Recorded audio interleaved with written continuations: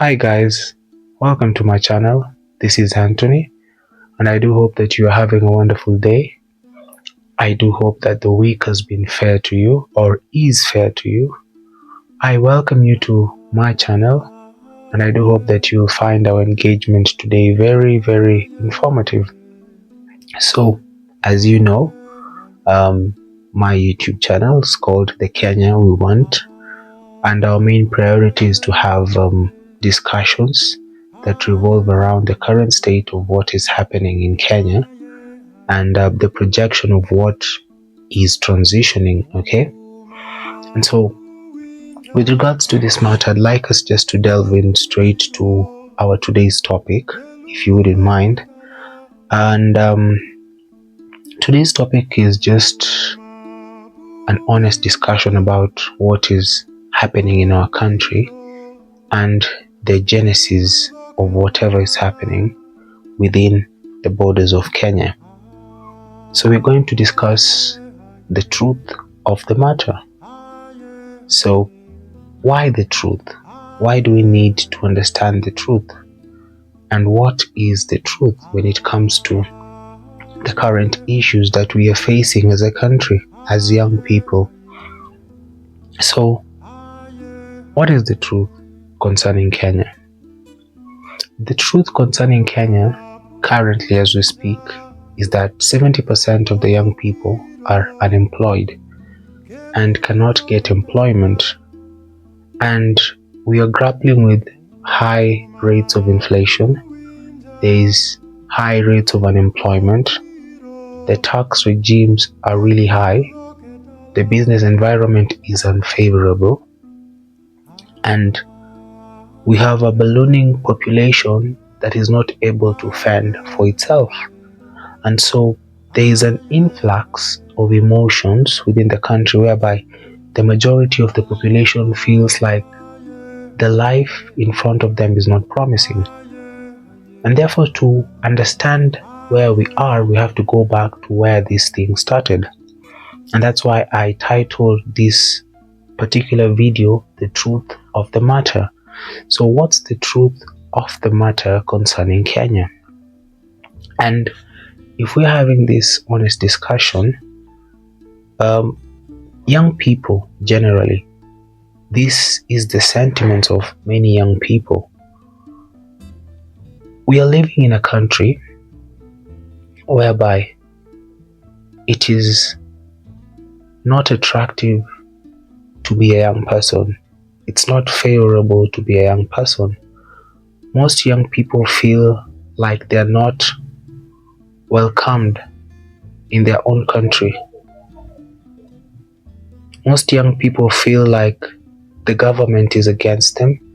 They feel like the society has been structured in a way to block them from succeeding in life. And most young people are in a state of hopelessness. They are hopeless, they feel helpless, and they are desperate to make a living. They are struggling to survive. They're struggling to make ends meet. They're struggling to even move out of their parents' houses. Why is this important? This is very important as the backdrop to understand the current situation in this country because of one thing. Most countries in Africa have similar conditions to what we are facing as a country in Kenya. That's not the problem. What is agitating most people and why most people feel aggrieved and angry is because there is a majority of the people who are not able to live in this country. They're not able to afford 3 meals a day. They're not able to afford fees to go to university. They're not able to get jobs. They're not able to start families. They're not able to feed and support their own families. And this is because of the inequalities in this country and because of the high debt that the previous regimes have accumulated on the average person. And Kenyans are generally very understanding people. Kenyans are generally, usually moderate people, very calm, very understanding.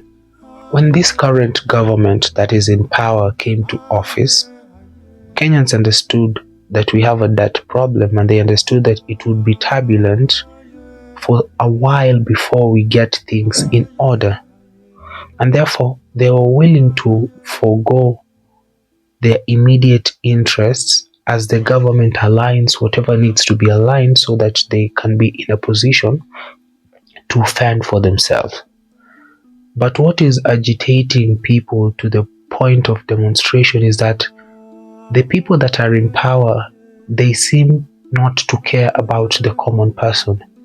When you look at the character, the mannerisms, the behaviors, what they are portraying publicly, it's like a slap in the face of the common person. It's like they're spitting in the faces of the young people. How? Because of the debts, the high debt that the country had, there was a communication for an urgent need to tighten our belts as a country so that we can go through the storm before we reach the place that we would breathe again. But government has increased spending on foreign trips. The government is renovating the State House almost yearly with budgets of close to billions of shillings. They are renovating state lodges. They are using funds in a way that shows there is opulence in the amounts of finances available within the country, which does not depict the truth of the matter. There is a culture of going to events and fundraisers and dishing out funds and finances in front of people who are starving, people who are not able to afford 3 meals a day. And since we're speaking about the truth, let's just be quite frank and honest with ourselves. This is the mind of the young, educated Kenyan person when he looks at the leaders that we have. These leaders claim to be billionaires. They have hundreds of millions of shillings. They have estates, they have hotels, some even have choppers. So these people have high value or high net value or high net worth, and they are not inventors.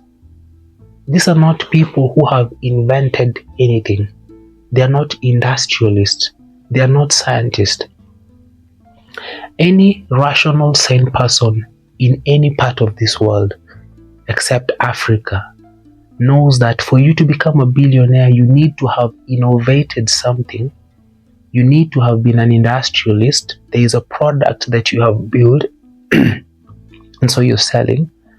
You're a businessman who we have seen build something and seen that thing grow. So wealth does not suddenly appear. So when you see politicians, when you see leaders moving around with huge stacks of cash, when you see a certain level of opulence, that shows that these people have money and a lot of money.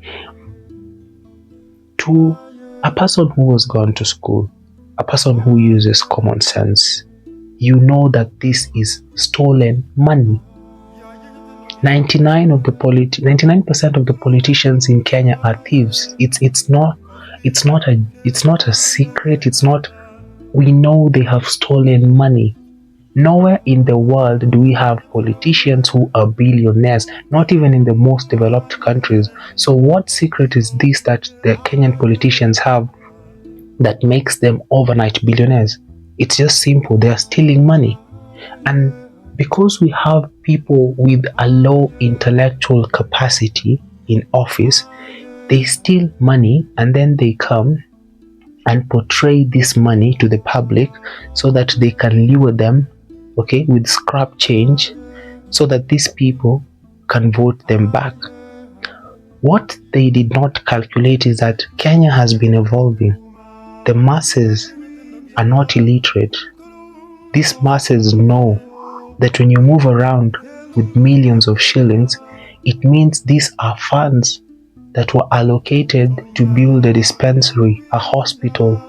They were supposed to cater for education. So you guys are diverting finances meant to advantage the local person, and you're using it for your personal gain. And this is what is angering young people, because you cannot lie to us for eternity. We know when we see that this is not what you're telling us. We know the truth when you see the truth. And therefore, young people are not fools.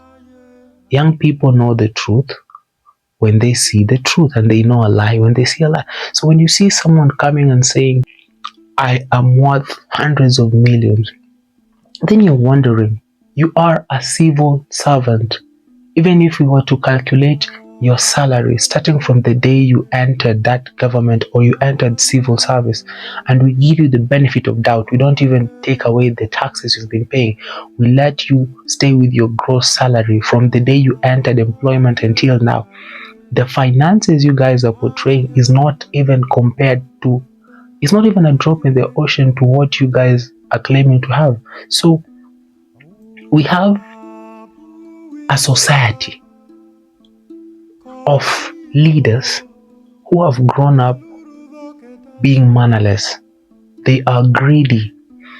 They have a culture that was taught to them that you go into public office to steal. It is not a secret. And therefore, all of them fight tooth and nail to access public offices so that they can redirect public funds.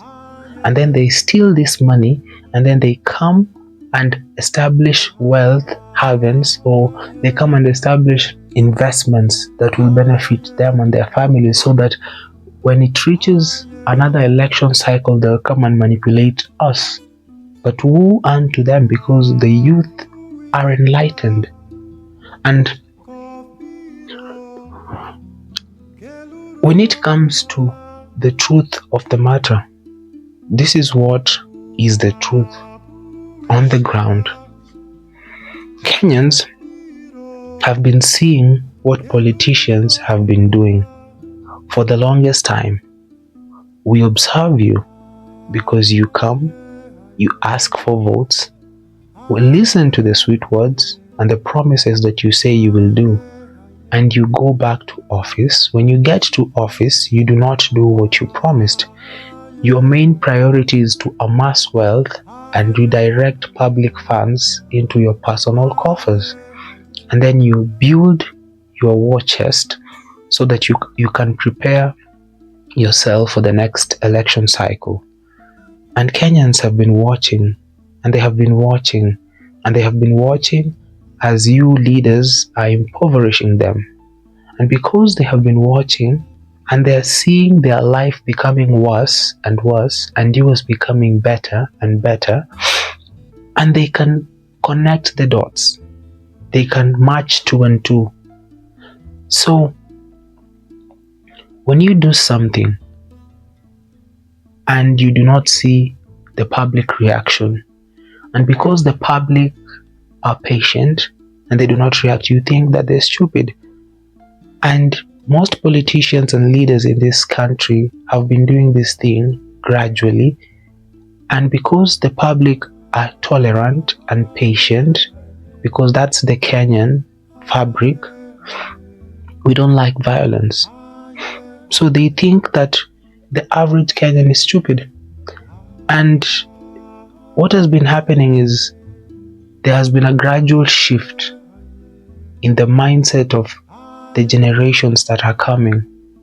The Kenyans that are now predominantly within the presets of this country are more educated, they are more aware, they are intolerant to bad manners, and it has reached a point that Kenyans have stomached the bad behavior of politicians for the longest time.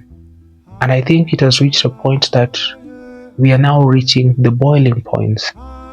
And that's why you see the sort of reaction that Kenyans are portraying, that young people are portraying, because most young people want to live their lives guided by morals.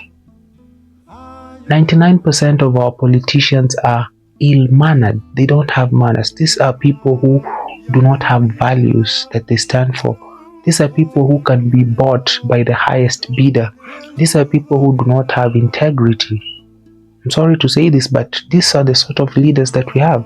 And they want to infect everyone with that mindset so that we can tolerate whatever is happening. And it has reached a point where Kenyans have introspected, or Kenyans are introspecting into themselves, and they are not liking the image that they are seeing from their leaders. And they do not want to take on that culture. They do not want to take on that bad manners. And therefore they're speaking out. And the problem is, when you do something and you are insulated, when you live in a bubble, you become blind to the realities of what is happening in the ground. And for many years, politicians have been taking the wealth of the public and redirecting it for personal use while impoverishing the public. So you are enriching yourselves while the public are being desperate and hopeless. So what happens when you have taken the food for the masses and they're hungry? They will come and they will turn and they will come and eat you. Because if this is the wealth of the nation, and the legislators in this country, I'm sure they're not more than 3,000. So you mean 3,000 people, or approximately thereabouts, 3,000 people are causing the whole country of more than 54 million people to live an impoverished lifestyle because of greed. A well-mannered society is not reactive, and that's what Kenya has been for a very long time. But it has reached a point that the bad manners that politicians portray has now started impacting the lives of each and every person in each and every way. And when you squeeze an animal, when you prick an animal for so long, that animal will scratch and it will bite. And it is worse when you start pricking an animal and it does not respond and you think it is harmless and you continue pricking it, because it will react out of instinct. It's either my survival or your survival. So the truth of the matter is this: Kenyans are fed up with the breed of politicians that are in office. And young people specifically, they have a different mindset from their parents. They don't have the tolerance levels that their parents had. So when they say they don't want corruption, they don't want corruption, they don't want corrupt people. When they say they are looking for integrity, they actually mean that. These are people who are not yet immersed into that system. So they are not corrupted. They have a conscience that is clear. So they don't want to be tainted by leaders who are mannerless.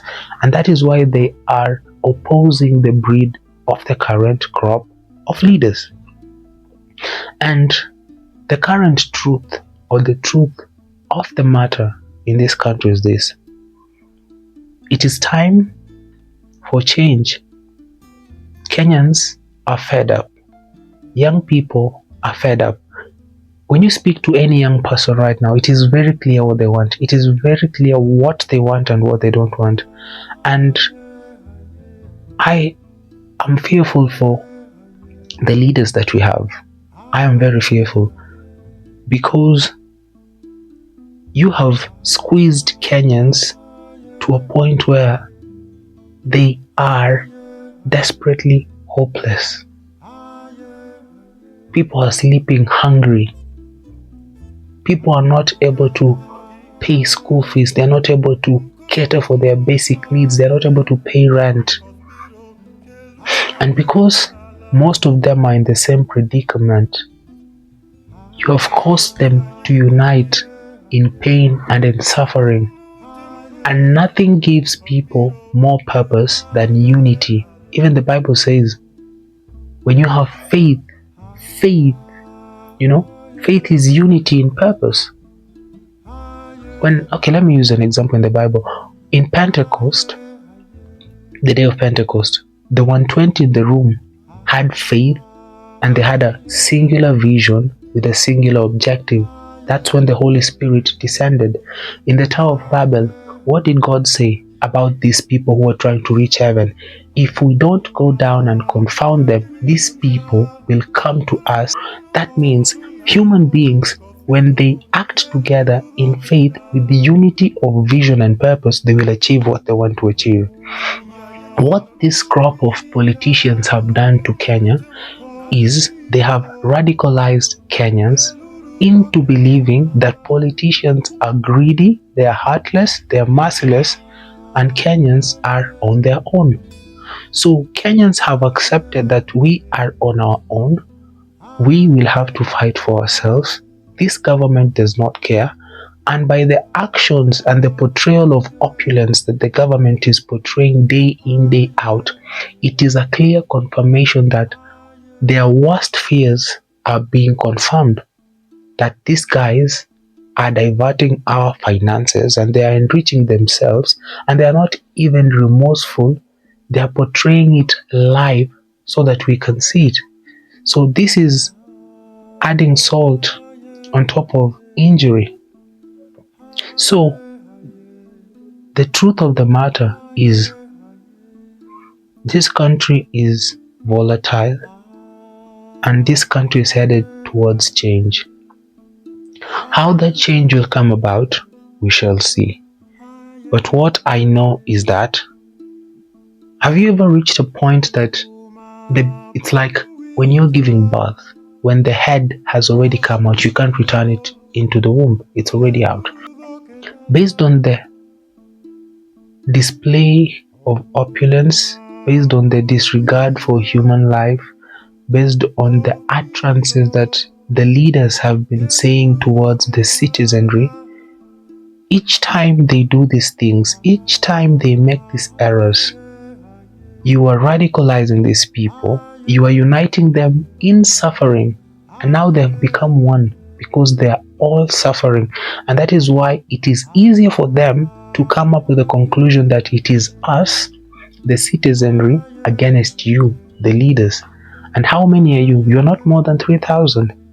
So when these people, because you are pushing them to unite in an agenda, you have formed the agenda yourself. You have contributed to that agenda. They have no voice. Their MPs can no longer speak for them because they were bought. And it's very depressing when citizens donate their power to leaders, and then these leaders end up betraying them and focusing on their self-interest. The truth on the ground at this moment is that Kenyans are fed up. Young people are fed up. As a wise leader, the best thing would be for you to retrace where you went wrong and do the needful to the citizenry. Because that place that you think you're safe, I say this country, change is ripe. Change is coming. It is not a matter of if, it is a matter of when. And it will be sweeping changes. You see, this young population does not understand tribalism. So if these leaders have been used to using tribalism as the card, the young people don't care about tribes. They're smart enough to know that my dialect does not, refer to my intellect. Let me look for the word. Let me look for the term. The dialect that I speak has no relation to the level of intelligence that I have. My competence is not based on the geographical location that I was born in. So that is rubbish that you used, or that the leaders used, to sell to our parents to bring disunity. Young people will not buy that stuff. Because whether you come from the mountain, the sea, the island, you come from which part of the country, it is your competence and what is between your mind that matters. I don't care if you speak any language. What does speech have to do with intellect and competence? So we have reached a point in this country called Kenya where each one has to face their own truth. Leaders, you have to face the truth. Citizenry have already started facing their truth, and they have said, or they are saying, that we do not have leaders who actually value us. And it seems we'll have to defend ourselves, we'll have to fight for ourselves, we'll have to be vocal for what we believe in. So leaders of this country, if you do not hold yourself to account, if you do not call yourself and introspect on why you were chosen, on what these people expect from you, it's going to be very tough. Now the problem is, as a leader who has invested in this country, you're not going anywhere. You're bound in this country. Even if you go outside, you still come back. And when you are contradicting, when you are going against, when you're contravening the majority of the citizens for your own selfish gain, you see, there's a level of foolishness that some leaders have that I don't understand. So you impoverish people, enrich yourself, come back, invest in this country, show your opulence openly to the public, and then you expect to live lavishly with the wealth that you have gotten from public, displaying your opulence in front of them while they're starving, hungry. You guys really don't see it. You are not seeing it. I don't know why you're not seeing it. You're not seeing what is about to happen in this country. Because you do understand that these people don't have food. They cannot afford a meal. And you driving around in very huge fuel guzzlers, showing how opulent you are. I hope that there is wisdom that our leaders will gain. I really pray that they have wisdom to actually discern the times that we are in and discern what they need to do before this thing gets out of hand. Because a person who has food, you can contain them for a while. Once a man starts getting hungry, the carnal instincts kick in, the animalistic instincts kick in, and that is why we're having Kenyans vandalizing and looting supermarkets and malls and all these things. It's because the average person has been degraded to a level that they cannot be able to sustain themselves, and so they start behaving like animals, because that's what human beings do when the ability or the opportunity to live a dignified life has been taken away from them. So this is a pondering point that our leaders should take very carefully and do the needful, because the truth of the matter is that Kenyans are fed up, Kenyans have observed, Kenyans know what the truth is, and they have made an informed decision about the current realities that they face. So it's a matter of to what extent are they willing to tolerate what they're facing? How much is left in them to feed them before they become hungry again? Because as I said, a hungry man is an angry man. If you do not look for ways to help these people find meals, then these people are going to come for the leaders. Because this country needs to operate in a way that shows dignity to all its citizenry. All 54 million of us don't have anywhere else to go. It's this country. And so if a minority few are not considerate of the majority, then the majority will have their way as the minority suffers. So that's where I'll end it for today. I hope that conversation has been sobering to our leaders and to whoever is watching who needs to act, because it seems like people are not getting, the leaders are not getting the message, and each time they're not getting the message, people are getting agitated, and you are not, it's as if you're not on the ground and you do not understand the desperation and the anger that people have. And this country is just on the verge of change. The issue is we don't know how that change will come, but we can discern, we can smell that the change is ripe.